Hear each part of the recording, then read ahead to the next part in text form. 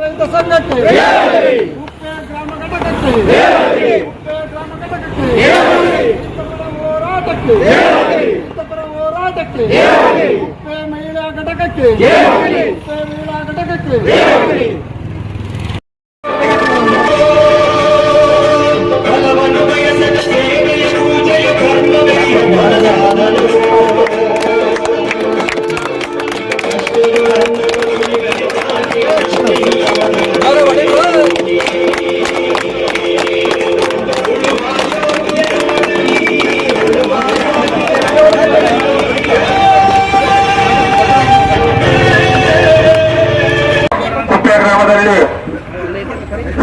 ಗಾಂಧಿ ಜಯಂತಿಯ 155ನೇ ದಿವ್ಯ ಮಹಾಗಣೇಶ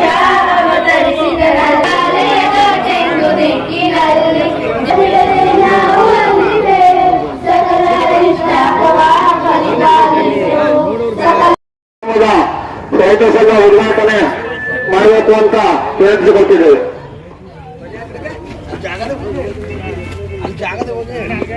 ಕೂತ್ಕೊಂಡಿದ್ದಾರೆ. ಅವ್ರಿಗೆ ನಾವು ಈ ಕುಪ್ಪೆ ಗ್ರಾಮ ಘಟಕದ ಪರವಾಗಿ ಸ್ವಾಗತವನ್ನ ಬಯಸ್ತಾ ಇದ್ದೇವೆ.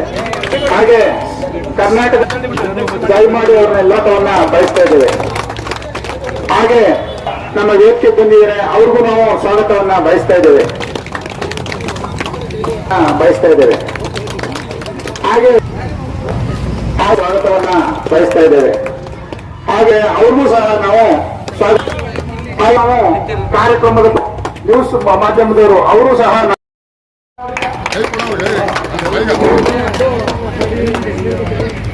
ಹಾಗೂ ಪರಿಗಳ ಖಜಾನ್ಸಿ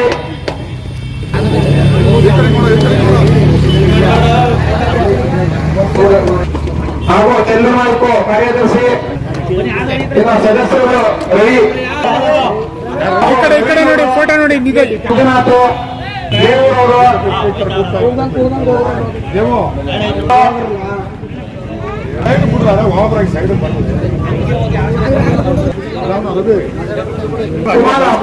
ಜಾಗ ಇಲ್ಲ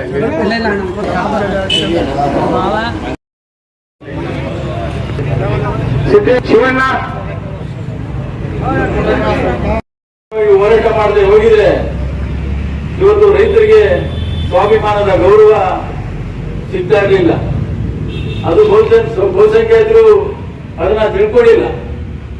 ರಾಜಕೀಯ ಪಕ್ಷಗಳು ನಮ್ಮ ಭವಿಷ್ಯವನ್ನ ಸೃಷ್ಟಿ ಮಾಡಬೇಕಂತ ರಾಜಕೀಯ ಪಕ್ಷಗಳು, ಸರ್ಕಾರಗಳು ಈ ಬಹುಸಂಖ್ಯಾತರ ಕೃಷಿಯ ಕ್ಷೇತ್ರಕ್ಕೆ ಕಡೆಗಣಿಸಿರುವಂತದ್ದು. ಈ ದೇಶದಲ್ಲಿ ಹೆಚ್ಚು ಕೈಗಾರಿಕೋದ್ಯಮಕ್ಕೆ ಸ್ವತಂತ್ರ ಬಂದ ಮೇಲೆ ಒತ್ತು ಕೊಟ್ಟು ರೈತರ ಆರ್ಥಿಕ ಸ್ಥಿತಿಯ ಬಗ್ಗೆ ಬಂದು ಹೋದ ಸರ್ಕಾರಗಳು ಎಂದೂ ಕೂಡ ದೂರದೃಷ್ಟಿಯ ಶಾಶ್ವತ ಪರಿಹಾರ ಕೊಡುವಂತ ಕೆಲಸವನ್ನು ಮಾಡಲಿಲ್ಲ. ಈಗಲೂ ಕೂಡ ನಾವೆಲ್ಲ ರೈತ ಸಂಘ ಮಾಡಿ ಎಲ್ಲ ಸುಧಾರಣೆ ತಂದಿವಿ ಅಂತ ನಾವು ನಿಮ್ಮೂರಿಗೆ ನಾವು ಹೇಳಕ್ ಬಂದಿಲ್ಲ. ಕನಿಷ್ಠ ರೈತರಿಗೆ ಸ್ವಾಭಿಮಾನಕ್ಕೆ ಮತ್ತು ಹಲವಾರು ಶೋಷಣೆಯನ್ನ ಇಂದ ಹೊರಬರುವಂತ ಕೆಲಸ ಇವತ್ತು ರೈತ ಸಂಘ ಮಾಡಿದೆ. ಅದು ಮುಂದೊಂದು ನಮ್ಮ ರಾಜ್ಯಾಧ್ಯಕ್ಷರು ಅದ್ರ ಬಗ್ಗೆ ಮಾತಾಡ್ತಾರೆ. ಇವತ್ತು ನಿಮ್ ಕಣ್ಣಿನ ಮುಂದೆ ಇರುವಂತದ್ದು ಕೂಡ ನೀವು ಇವತ್ತು ಗಮನಿಸಬಹುದು. ಇವತ್ತು ವಿದ್ಯುತ್ ಶಕ್ತಿ ಇರ್ಬೋದು, ಸಾಲ ಮನ್ನಾ ಇರ್ಬೋದು, ಮತ್ತು ಹಳ್ಳಿಯ ತಾರತಮ್ಯ ನೀತಿ ನಗರಕ್ಕೆ ಒಂದು ಹಳ್ಳಿಗೆ ಒಂದು ಸೌಲಭ್ಯಗಳಿಂದ ವಂಚಿತರಾದಂತವ್ರು ನಾವು. ಆ ಸೌಲಭ್ಯಗಳಿಗೂ ನಮಗೂ ಕೊಡಬೇಕು ಅಂತ ಹೇಳಿ ವಿಚಾರ ಕೊಟ್ಟಂತದ್ದು ರೈತ ಸಂಘ.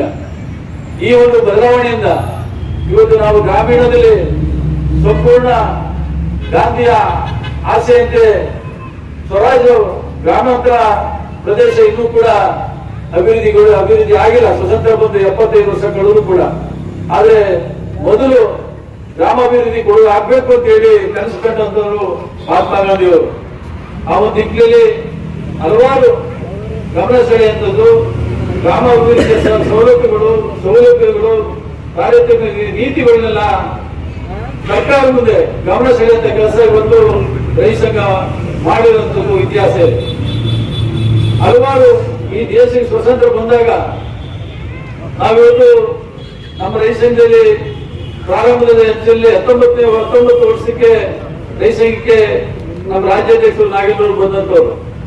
ಇವತ್ತು ಗ್ರಾಮದ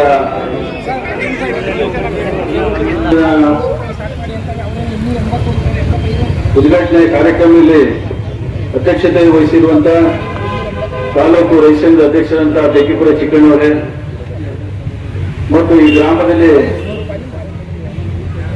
2ನೇ ಬಾರಿಗೆ ಭೇಟಿ ಕೊಟ್ಟು ಈ ಸಂಘವನ್ನು ಉದ್ಘಾಟನೆ ಮಾಡುವಂತ ರಾಜ್ಯ ಅಧ್ಯಕ್ಷರಾದಂಥ ಬಡಲ್ಪುರ ನಾಗೇಂದ್ರ ಅವರೇ, ತಾಲೂಕಿನ ಕಾರ್ಯದರ್ಶಿಯಾದಂಥ ರಾಮೇಗೌಡ್ರೆ, ಮೈಸೂರು ತಾಲೂಕು ಪ್ರಧಾನ ಕಾರ್ಯದರ್ಶಿಯಾದಂಥ ಮಂಟಗಳಿ ಮಹೇಶ್ ಅವರೇ, ಹುಣಸೂರು ತಾಲೂಕು 2ನೇ ಬಾರಿಗೆ ಇವತ್ತು ರೈತ ಸಂಘವನ್ನು ಮಾಡಿ ಇವತ್ತು ಉದ್ಘಾಟನೆ ಮಾಡ್ತಾ ಇದ್ದೀವಿ.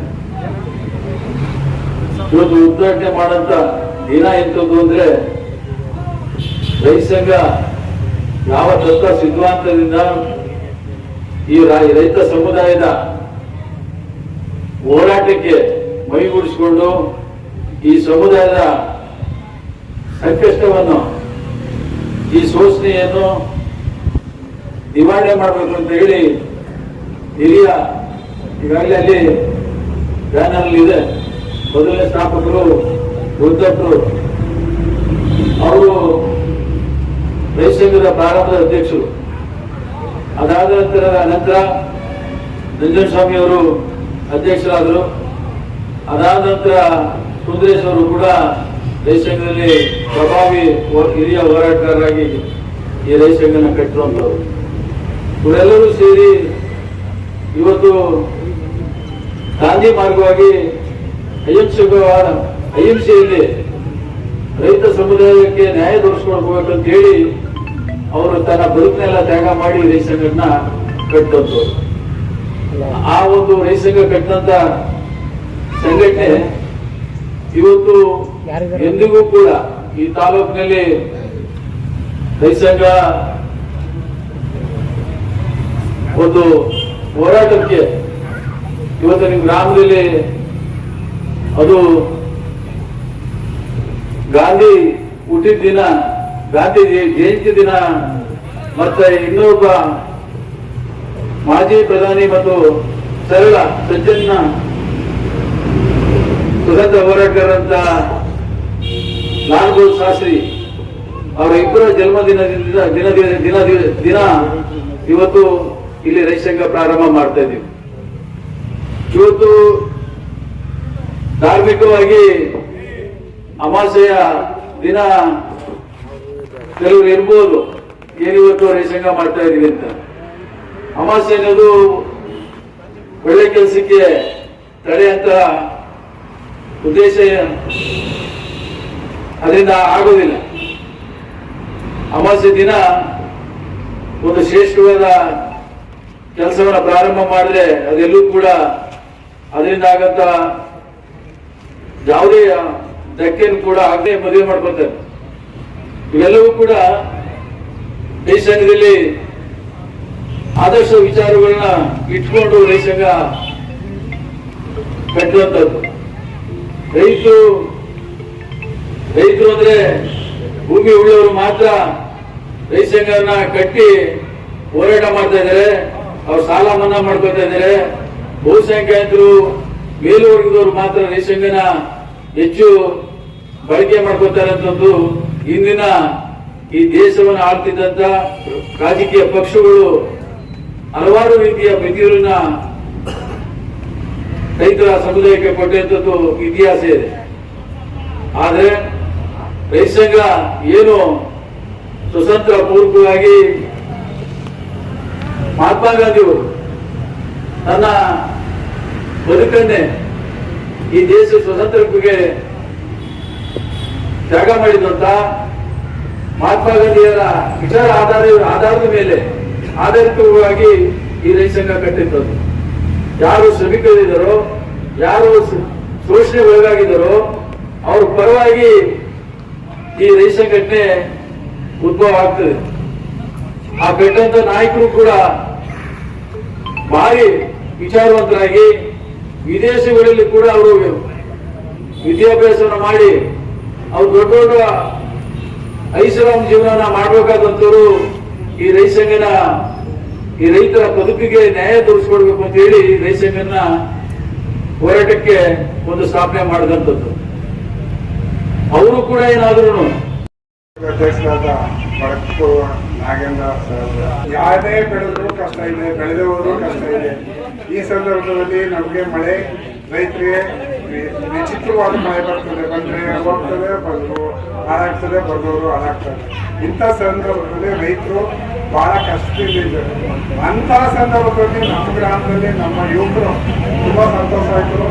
ಎಲ್ಲ ಯುವಕರು ಸೇರಿದ್ದೀರಿ. ಈ ಯುವಕರು ಈ ಮಾರ್ಗದರ್ಶನದಲ್ಲಿ ಹಿರಿಯರ ಮಾರ್ಗದರ್ಶನದಲ್ಲಿ ನೀವೇನೇ ಸಮಸ್ಯೆ ಇದ್ರು ಇವ್ರಿಗೆ ಹೇಳಿ ನಿಮ್ಮ ಸಮಸ್ಯೆಯನ್ನ ಇವರು ಬಗೆಹರಿಸೋಕ್ಕೆ ಸತತ ಪ್ರಯತ್ನ ಮಾಡ್ತಾರೆ. ಸರ್ಕಾರದ ಮಟ್ಟಕ್ಕೆ ಮುಟ್ಟಿಸುವಂತ ಶಕ್ತಿ ಇದೆ ಇವರಿಗೆ, ದೊಡ್ಡ ಶಕ್ತಿಯಾಗಿದ್ದಾರೆ ಇವರು. ನಿಮಗೆ ಅಳಿಲು ಸೇವೆ ಮಾಡೋಕ್ಕೋಸ್ಕರ ನಿಮ್ಗೋಸ್ಕರ ಇಲ್ಲಿ ಬಂದಿದ್ದಾರೆ. ಅವ್ರಿಗೋಸ್ಕರ ನೀವು ಶ್ರಮ ಪಡಬೇಕಾಗಿದೆ. ಇಂಥ ಸಂದರ್ಭದಲ್ಲಿ ಎಲ್ಲರೂ ಒಗ್ಗಟ್ಟಾಗಿ ಈ ರೈತ ಸಂಘನ ಉಳಿಸ್ಬೇಕು, ಬೆಳೆಸ್ಬೇಕು, ನೀವು ಅಭಿವೃದ್ಧಿ ಆಗ್ಬೇಕು ಅಂತ ಹೇಳಿ ನನ್ನ ಒಂದೆರಡು ಮಾತುಗಳನ್ನು ಹೇಳ್ತೀನಿ. ಕುಪ್ಪೆ ಗ್ರಾಮದಲ್ಲಿ ರೈತರು ಒಗ್ಗಟ್ಟಾಗ್ತಾ ಇದ್ದೀರಿ.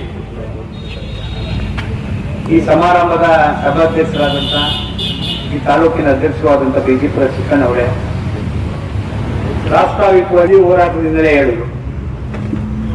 ಗಾಂಧಿ ವಿಚಾರಕ್ಕೂ ರೈತ ಚಳವಳಿಗೂ ಅನ್ಯೂನ್ಯವಾದಂಥ ಸಂಬಂಧ ಇದೆ. ನಮ್ಮ ರೈತ ಚಳವಳಿಯ ಸಂವಿಧಾನದಲ್ಲಿ ಅಥವಾ ರೈತ ಹೋರಾಟ ಹಾಕೊಂಡು ಪುಸ್ತಕದಲ್ಲಿ ನಾವು ಯಾವ ವಿಚಾರ ಒಪ್ಕೊಂಡಿದ್ದೀವಿ ಅಂದ್ರೆ ಗಾಂಧಿ ವಿಚಾರ ಒಪ್ಕೊಂಡಿದ್ದೀವಿ ಅಂತ ಬರ್ಕೊಂಡಿದ್ದೀವಿ. ಅಹಿಂಸೆ, ಸತ್ಯಾಗ್ರಹ, ಅಸಹಕಾರ, ಕರ ನಿರಾಕರಣೆ,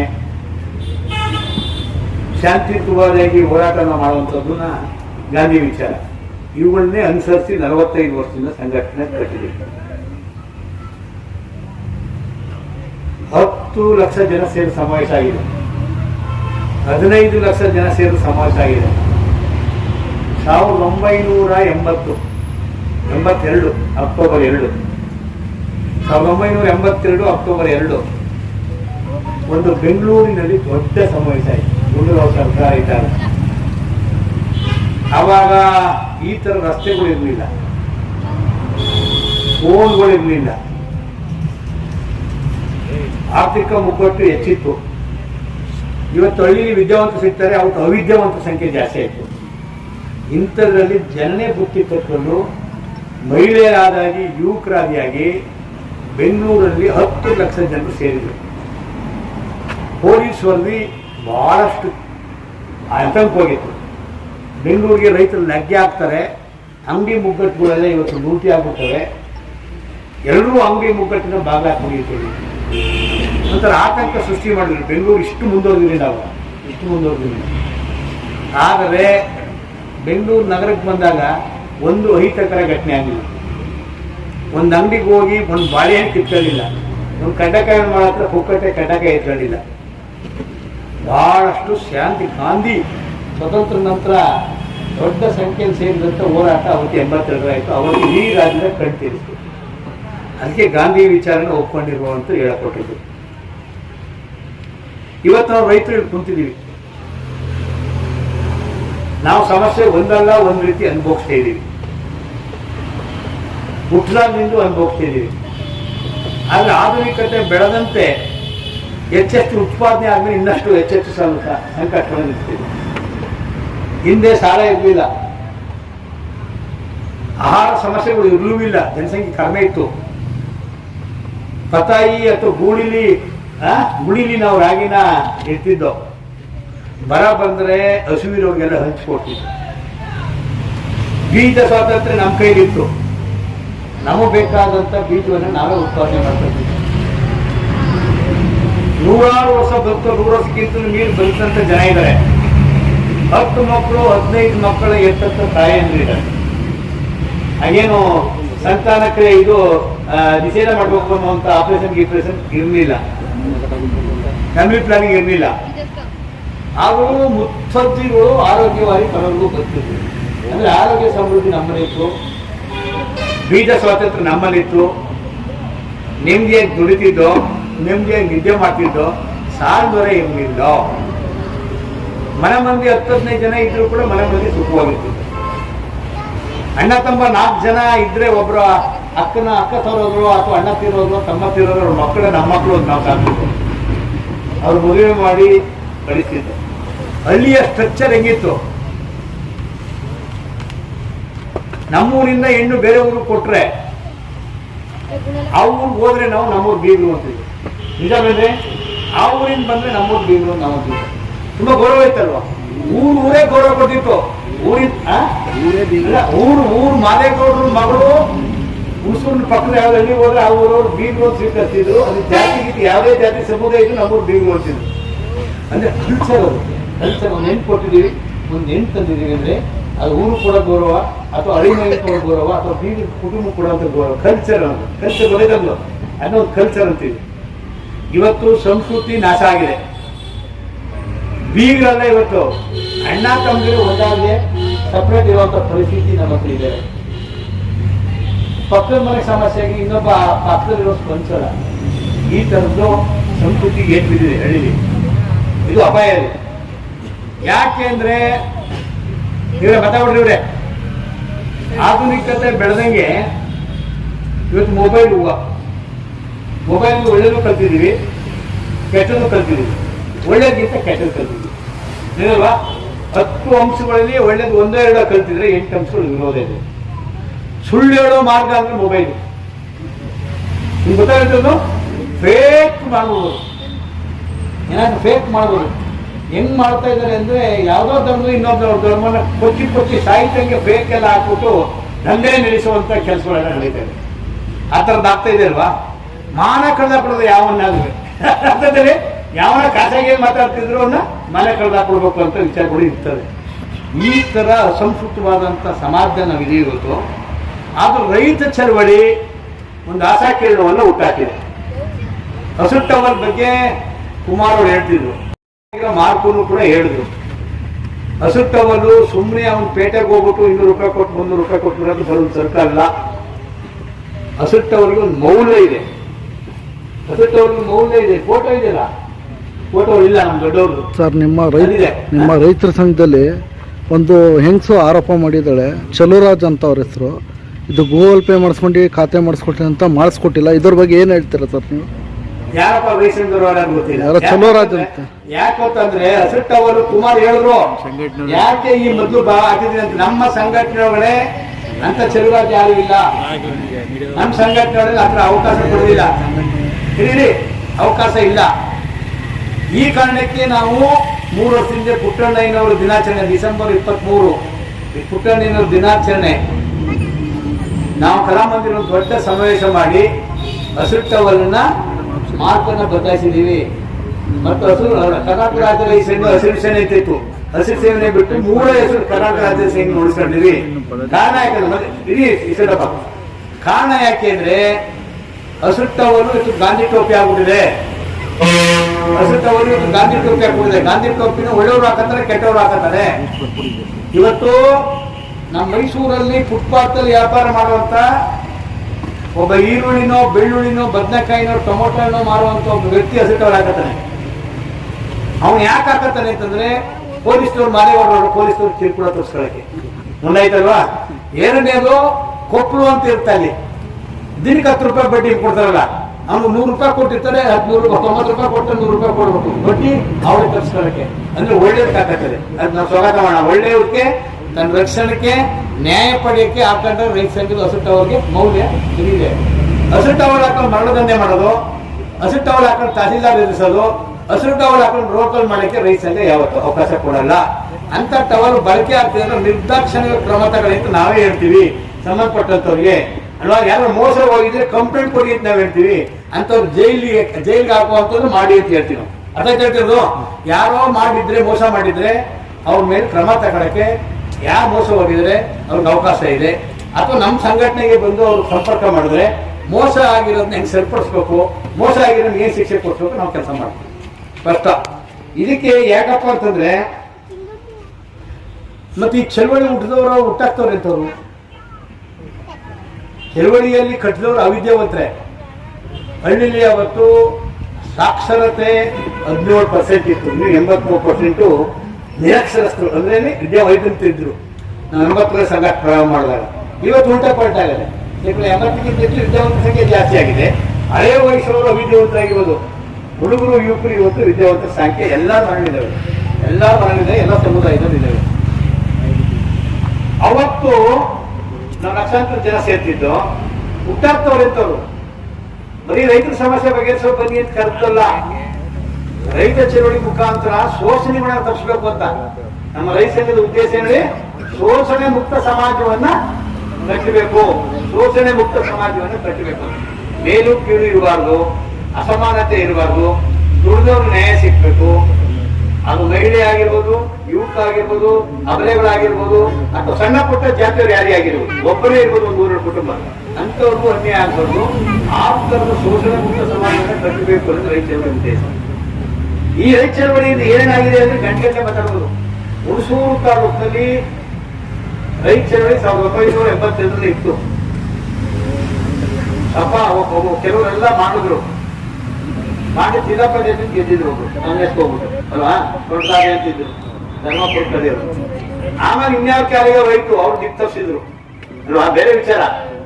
ಈಗ ವಸಂತ್ ಕುಮಾರ್ ಅವರು 24-25 ವರ್ಷ ಆಯ್ತು ರೈತ ಸೈನ್ಯ ಬಂದು. ಅವರು ಬೇರೆ ಪಾರ್ಟಿ ಕೆಲಸ ಮಾಡ್ತಿದ್ರು. ಈ ರಾಜಕೀಯ ಬೇಡಪ್ಪ ರೈತ ಸೈನ್ಯ ಮುಗಿಸ್ಕೋಬೇಕು ಅಂತ ಪುಟ್ಟಣ್ಣಯ್ಯವ್ರನ್ನ ಸಂಪರ್ಕ ಮಾಡೋದು ನಾನು ಕೂಡ ಇದ್ದೆ. ನಮ್ಮ ಸಂಪರ್ಕ ಬಂದ್ರು. ರೈತ ಸೈನ್ಯಕ್ಕೆ ಬಂದ ಮೇಲೆ ಇಲ್ಲಿ ಸುಮಾರು 100 ಹಳ್ಳಿಗಳಲ್ಲಿ ಸಂಘಟನೆ ಆಗಿತ್ತು.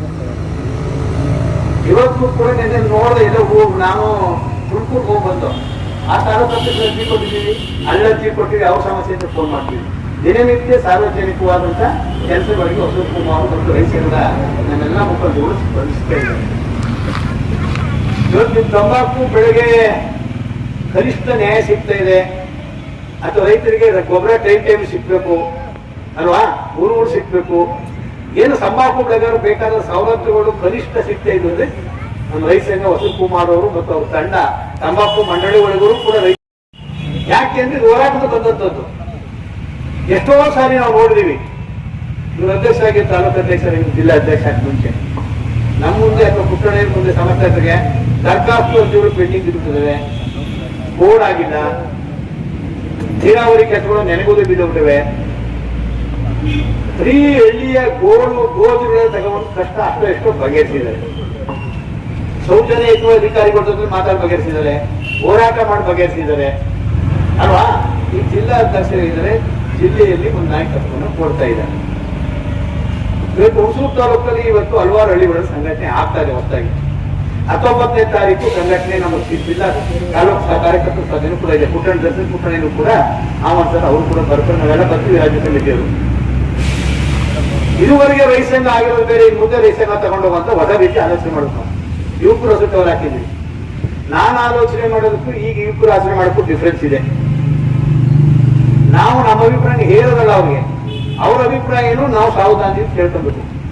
ಕೇಳ್ಕೊಂಡು ನಮ್ಮ ವಿಚಾರ ಯುವಕರ ಹೊಸ ವಿಚಾರ ಸಮೀಕರಿಸಿ ಹೊಸ ಆಯಾಮದೊಂದಿಗೆ ರೈತ ಸಂಘ ತಗೊಂಡು ಹೋಗ್ಬೇಕು ಅಂತ ನಾವು ಆಲೋಚನೆ ಮಾಡಿದ್ದೀವಿ.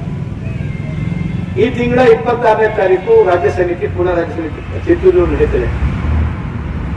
ಪ್ರತಿ ಒಂದು ಹಳ್ಳಿಗೂ ಅಂದ್ರೆ ನಾವು ರೈತ ಸಂಘ ಕಟ್ಟಬೇಕು. ಯಾವ ತರ ಕಟ್ಟಬೇಕು?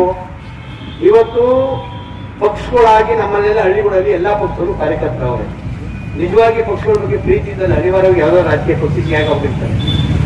ಏನು ಒಂದು 10% ಇರ್ತಾರ, ಇನ್ನು 90% ಭೂಮಿ ಉಳವರೇ ಇವತ್ತಿರೋರು, ಅದು ಜಿಂಜಾಟದಲ್ಲಿ ಇರುವಂತವ್ರು. ಅದಕ್ಕೆಲ್ಲ ಯುವಕರು ಹೊರಡೆ ಕೆಲಸ ಮಾಡ್ತಾರೆ.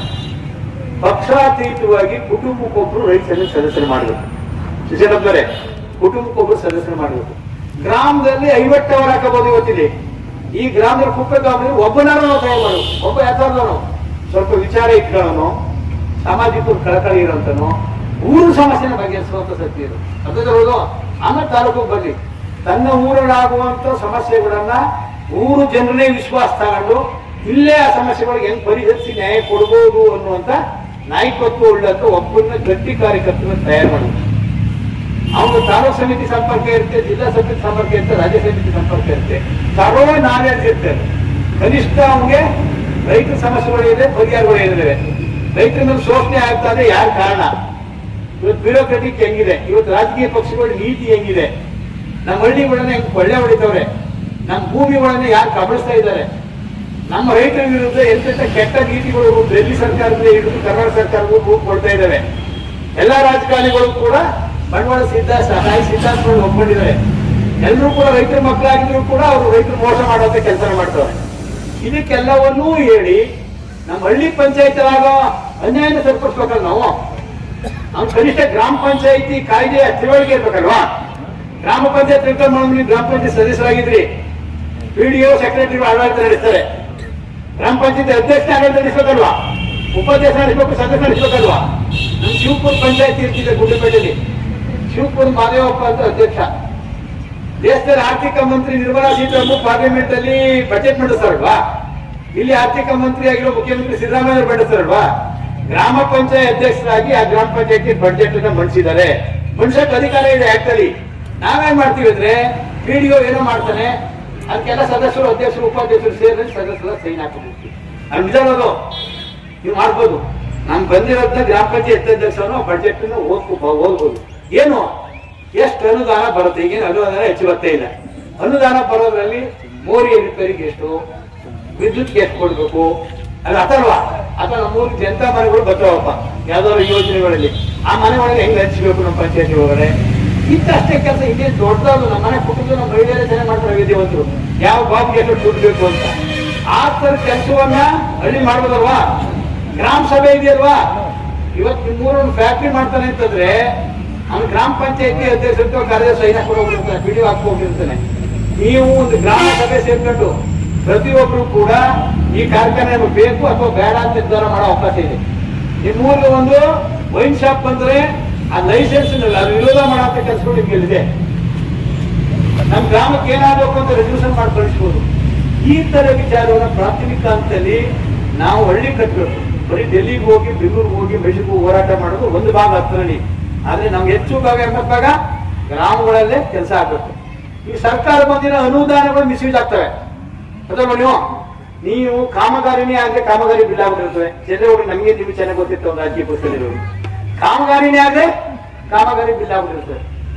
ಅದಕ್ಕೆ ಇವ್ನು ಅನ್ಯಾಯ ಮಾಡೋದ್ರ ಮೇಲೆ ಅವ್ನು ಕೊಟ್ಟು ಅವನಿಗೂ ಪಾಲ್ಗೊಳ್ಳುತ್ತೆ. ನಾವು ರಣಗಾಡಬೇಕಾಯ್ತು. 10 ವರ್ಷ ಆದ್ರೂ ಅದು ಬರಕ್ಕೆ ಸಾಧ್ಯನೇ ಇಲ್ಲ. ಅದರ ಭ್ರಷ್ಟಾಚಾರ ಅನ್ನೋದು ನಮ್ಗೆ ಹೆಮ್ಮರ ಆಗುತ್ತದೆ. ಅಂಥವ್ಕೆಲ್ಲವೂ ಕೊಟ್ಟು ಜನಕ್ಕೆ ನ್ಯಾಯ ಒಸ್ಕೊಡ್ಬೇಕು ಅಂದ್ರೆ ಗ್ರಾಮದಲ್ಲಿ ನಾವು ಕೆಲಸ ಮಾಡ್ಬೇಕಾಗುತ್ತೆ. ಈ ಆರ್ಡರ್ ಬಗ್ಗೆ ಒಂದು ಪ್ರತಿನಿಧಿಯವರು ನನಗೆ ಫೋನ್ ಮಾಡ್ತೀವಿ ಬೆಳಿಗ್ಗೆ. ವಿಶ್ವ ಬ್ಯಾಂಕು ಒಂದು ಷರತ್ತು ಹಾಕಿತ್ತು. ಕಷ್ಟ ಕಾಲ ಇದ್ದಾಗ ನಾವು ಮೀಟರ್ ಎಲ್ಲ ಬಿಟ್ಕೊಟ್ಟಿದ್ವಿ ನೋಡಿ, ಉಚಿತವಾಗಿ ವಿದ್ಯುತ್ ಬಿಟ್ಬಿಡಿ, ಎಲ್ಲ ಕಡೆ ಮೀಟರ್ ಹಾಕಿ.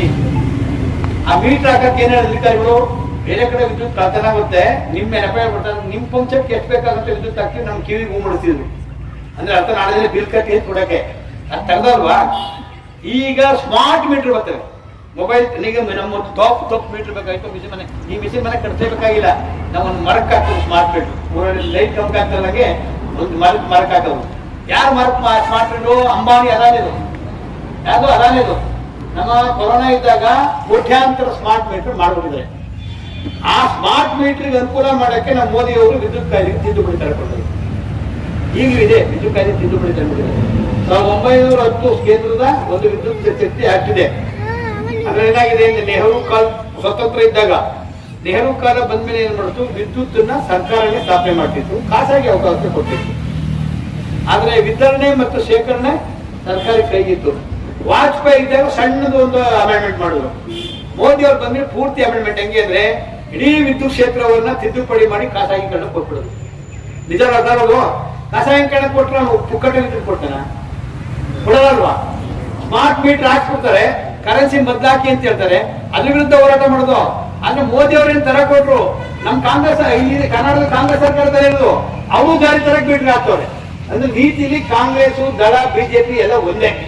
ಯಾಕಂದ್ರೆ ಅದು ಖಾಸಗೀಕರಣ ನೀತಿಗೆ ಅವ್ರಿಗೆ ಮೋದಿ ತಂದ್ಬಿಟ್ಟು ಸುಮ್ಮನೆ ಕೂತಿದೆ ಇವರು. ಅದನ್ನ ಇವರೇ ಜಾರಿ ತರ ಕೊಡ್ತಾರೆ. ಯಾರೇ ಜಾರ್ಜು ಸಿದ್ದರಾಮಯ್ಯ ಸರ್ಕಾರ ಜಾರಿ ತರ ಕೊಟ್ಟರು. ಅದ್ರ ವಿರುದ್ಧ ಒಂದು ಹೋರಾಟ ಕರೆ ನೀಡಿದ್ವಿ ನಾವು. ಯಾವುದೇ ಕಾರಣಕ್ಕೂ ಸ್ಮಾರ್ಟ್ ಮೀಟರ್ ಆದ್ರೆ ನಾವು ದುಡ್ಡು ಕೊಡೋದಿಲ್ಲ, ಕಿಟ್ ತೊಲಿತೀವಿ ಅಂತ. ನಾಳೆ ದಿನ ನಿಮ್ಗೆ ಏನಾದ್ರು ಉಪಾಯ ಮಾಡಿ ಆಧಾರ್ ಲಿಂಕ್ ಮಾಡಿದಾಗ ಬಂದಾಗ ನೀವು ಸ್ಮಾರ್ಟ್ ಮೀಟರ್ ಹಾಕಿ ಅವಕಾಶ ಕೊಡಬೇಡಿ. ಹಳ್ಳಿಯಲ್ಲಿ ಇದನ್ನ ಹೇಳ್ಬೇಕು. ಈ ನಿಟ್ಟಿನಲ್ಲಿ ಕುಮಾರ್ ಒಂದು ಪ್ರಯತ್ನ ಮಾಡ್ತಾವ್ರೆ. ಯಾವುದು ಗ್ರಾಹಕರು ವಿದ್ಯುತ್ ಬಳಕೆದಾರರ ಸಂಘ ಅಂತ ಮಾಡ್ತಾರೆ ಇಲ್ಲ. ಅದನ್ನು ಕೂಡ ರೈತರಿಂದ ಜೊತೆಲೆ ಕೆಲಸ ಮಾಡಿ ಮಾಡ್ಕೊಂಡು ದೊಡ್ಡ ಹೋರಾಟ ಮಾಡಿ ಯಾರು ಒಂದು ಸ್ಮಾರ್ಟ್ ಮೀಟರ್ ಹಾಕಕ್ಕೆ ಬಿಟ್ರೆ ನಿಮ್ ಪರ್ಮನೆಂಟ್ ಆಗಿ ಚೆಕ್ ಕಟ್ ಮಾಡ್ತಾರೆ ಅಂತ ಹೇಳ್ತೀವಿ. ಆಮೇಲೆ ರೈತರ ದಸಕಾಲಕ್ಕೆ ಬರ್ತಾರೆ ಎಲ್ಲ ಬಿಜೆಪಿ ಅವರು ಬರ್ತಾನೆ, ದಳದನ ಬರ್ತಾರೆ, ಕಾಂಗ್ರೆಸ್ ಬರ್ತಾನೆ, ಮೀಟರ್ ಕೇಳ್ಕೊಳ್ಳೋಣ ಅಲ್ಲಿವರೆಗೆ ಅವನೇ ಹಾಕಿರ್ತಾನೆ ಅಲ್ಲ. ತಿಳ್ಕೊಬೇಕಾದ್ದು ಯಾವುದೇ ಪಕ್ಷದಲ್ಲಿ ಇರಲಿ ಅವ್ರು ನಮ್ಮ ರೈತರಾಗಿರ್ತಾರೆ. ಅವ್ರು ತಿಳುವಳಿಕೆ ಹೇಳೋ ಕೆಲಸ ನಮ್ಮ ಕಾರ್ಯಕರ್ತರು, ನಮ್ಮ ಹೋರಾಟಗಾರರು, ಮುಖಂಡರು ಮಾಡಬೇಕಾದಂತ ಕೆಲಸವನ್ನು ಮಾಡಬೇಕಾದ್ರು. ಆಯ್ತಾ ಅದು. ಈಗ ವಿದ್ಯುತ್ ಅಕ್ರಮ ಸಕ್ರಮಕ್ಕೆ ಸರ್ಕಾರ ಲೆಕ್ಕ 36 ಲಕ್ಷ ಪಂಪ್ ಸೆಟ್ ಇದಾವೆ. ನಮ್ಮ ಲೆಕ್ಕದಲ್ಲಿ 45 ಲಕ್ಷ ಇದೆ. ಮೊದಲು ಈಗ ಅಕ್ರಮ ಸಕ್ರಮಕ್ಕೆ ಮತ್ತಷ್ಟು 36,000 ಅರ್ಜಿಗೊಳಿಸಿದ್ದೇವೆ. ಅಕ್ರಮ ಸಕ್ರಮ ಅಂದ್ರೆ ನಾವು ಕೊಚ್ಚೆ ಹಾಕಿರ್ಕತ್ತಿದ್ದು ಭೂಮಿನ ಯಾವ್ದು ಕಂಪನಿಗಳಾಗಿರ್ಲಿ, ಸರ್ಕಾರ ಆಗಿರ್ಲಿ, ಅರಣ್ಯ ಇಲಾಖೆ ಆಗಲಿ, ಯಾವುದೇ ಕಾನೂನುಗಳ ನೆಪ ಹೇಳಿ ರೈತರನ್ನು ಒಪ್ಪಿಸಕ್ಕೆ ರೈತ ಸಂಘ ಅವಕಾಶ ಕೊಡೋದಿಲ್ಲ. ರಾಜ್ಯದಲ್ಲಿ ನಿರ್ಣಯ ಮಾಡ್ತೀವಿ. ಅದಿದ್ದಾಗಬೇಕು. ನಾವು ರೈತರ ರಕ್ಷಣೆ ಮಾಡಿ ಇನ್ಯಾವ ಮಾಡಕ್ಕಾಗತ್ತೇನ್ರಿ? ಮಾಡಕ್ಕಾಗತ್ತ? ಈಗ ನ್ಯಾಷನಲ್ ಹೈವೇ ಅಂತ ಭೂಮಿ ಹೋಗ್ತದೆ, ರಾಮವಳಿ ಕೂತಾರೆ, ವಿಶ್ವಂತಪ್ಪನು ಕೂತಾರೆ, ಬಹಳಷ್ಟು ಜನ ನ್ಯಾಷನಲ್ ಹೈವೇ ತಗೊಂಡಿರೋರು. ನ್ಯಾಷನಲ್ ಹೈವೇ ತಡೆಯುವ ರೈತ 275 ಹೇಳಿ. ಇದು 275 ಅಲ್ವಾ? ಮತ್ತು ರಾಜ್ಯ ಹೆದ್ದಾರಿ ಇತ್ತು, 275 ರಾಷ್ಟ್ರೀಯ ಹೆದ್ದಾರಿ. ಇಲ್ಲಿ ಇಷ್ಟು ಮೀಟರ್ ಅಭಿವೃದ್ಧಿ ಕೊಡ್ಬೋದು, ಅಷ್ಟು ಮೀಟರ್ ಅಭಿವೃದ್ಧಿ ಮದುವೆ ಮಾಡ್ರೆ ಇದನ್ನೇ ಅಗಲೀಕರಣ ಮಾಡ್ಬೋದಾಯ್ತಲ್ಲ. ಎಲ್ಲಿ ತೊಂದರೆ ಆಗಿದೆ ಅಲ್ಲಿ ಬೈಪಾಸ್ ಮಾಡ್ಬೋದು. ಬೆಳಕೆರೆ ಹತ್ರ ಬೈಪಾಸು, ಇರುವಾದ ಹತ್ರ ಬೈಪಾಸು, ಏನೇನು ಬೈಪಾಸ್ ಬೇಕಾಗಿತ್ತು ಒಂದು ಕಡಿಮೆ ತಗೊಂಡು ಹೋಗೋದಕ್ಕೆ. ಅಚ್ಚುಕಟ್ಟು ಏರಿಯಾದಲ್ಲಿ ಸ್ವಾಧೀನ ಮಾಡ್ಕೊಂಡ್ರೆ ಇವ್ರು ಬಗರು ಕುಮಾರ್ ಮಾಡ್ತಿರುವಂತ 500-600 ಎಕರೆ ಸ್ವಾಧೀನ ಮಾಡ್ಕೊಂಡಿದ್ದಾರೆ. ಆ ರಸ್ತೆ ಯಾತಿಕೆ ಅಂದ್ರೆ ದುಡ್ಡು ಬಿಟ್ಟದ್ದು ತೋರ್ಸಕ್ ನಮ್ಗೆ ಒಳ್ಳೇದು ಅಂತ. ನಮ್ಮ ರೈತರಿಗೇನು ನಮ್ಮ 3 ರಾಷ್ಟ್ರ ಭೂಮಿ ಇದೆ, ಅವ್ನ ಭೂಮಿನ ಹೋಯ್ತದೆ, ಬೆಲೆ ಬರ್ತದೆ, ಬದುಕಿ ಹೋಯ್ತಾ ಇದೆ. ಈ ತರ ಮಾಡಿ ಆ ಹೋರಾಟದಲ್ಲಿ ಬಂದ್ರೆ ರೈತರ ಕತೆ ನೋಡೋದು. ಕೊನೆಗೆ ಏನ್ ಮಾಡೋದು? ನಿಮ್ದು ನನ್ಗೆ ಅನುಕೂಲ ಆಗುತ್ತಲ್ಲ, ನಿಮ್ಗೆ ಹೋದ್ರೆ ಭೂಮಿಗೆ ಹೋಯ್ತಾ ಇದೆ. ಬಟ್ ನಾನು ಪಕ್ಕದಲ್ಲಿ ನನ್ ಭೂಮಿಗೆ ಒಳ್ಳೆ ವ್ಯಾಲ್ಯೂ ಭೂಮಿ ನಮ್ಮ ರೈತರ ಕತೆ ಅದಾಗಿದೆ. ಅದರಿಂದ ನೋಡ್ರಿ, ಈಗ ಕನಿಷ್ಠ ನ್ಯಾಯ ಏನ್ರಿ ನೋಡ್ರಿ, ಯಾವುದೇ DC ಆಗ್ಬೋದು, ಸರ್ಕಾರ ಪರಿಹಾರ ಕೊಟ್ರಿ ನೋಡ್ರೆ ಸರ್ಕಾರ ಪರಿಹಾರ ಕೊಟ್ಟರೆ ಸರಿ ಅಂತ ಬರೀತಾರೆ.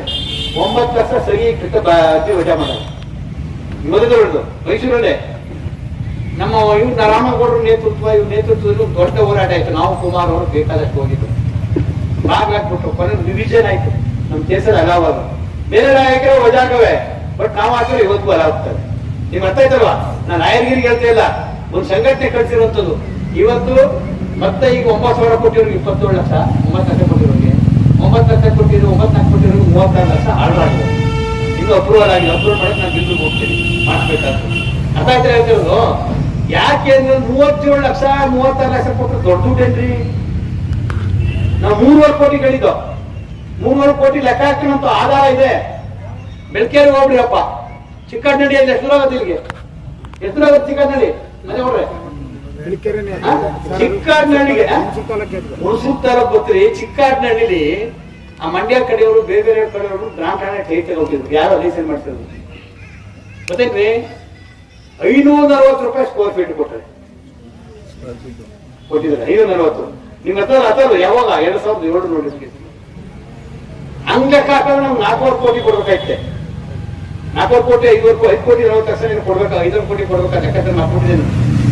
ಆದ್ರೆ ಪಕ್ಕದ ಭೂಮಿ 3 ಲಕ್ಷ 7 ಲಕ್ಷ ಇದೆ ಅಂತ ಹೇಳಿ 3 ಪಟ್ಟು ಕೊಡ್ತೀವಿ 4 ಪಟ್ಟು ಕೊಡ್ತೀವಿ ಅಂತ ಹೇಳ್ತಾ ಇದ್ರಿ. ಇನ್ನು ಒಪ್ಕೊ ಬರ್ತದೆ ನಮ್ಮ ರೈತರು ಅಲ್ವಾ?